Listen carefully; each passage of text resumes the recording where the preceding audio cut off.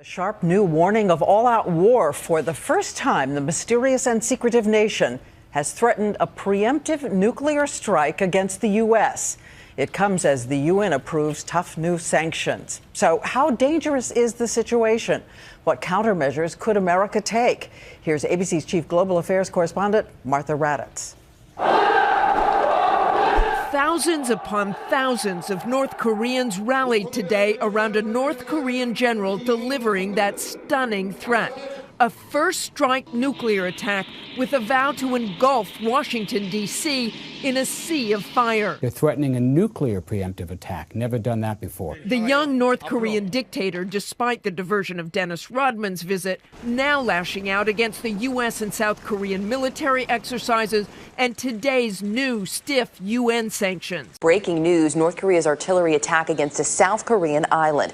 The deadly attack this morning set homes and buildings on fire in civilian areas, sending thick black smoke into the sky, as you can see there. The White House has issued a statement this morning saying the United States strongly condemns this attack and calls on North Korea to halt its belligerent action and to fully abide by the terms of the armistice agreement. Worrying sign that Kim Jong-il's regime will continue its campaign of aggression in the region. This is the latest episode in a string of aggressive moves by Pyongyang.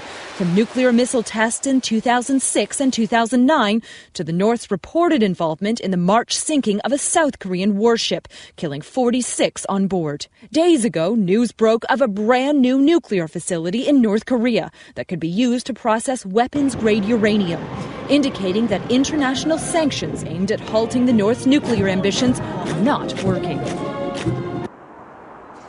Many will now be looking to China, North Korea's only real ally, to calm tensions, but that could be difficult. North Korea has already warned it will retaliate.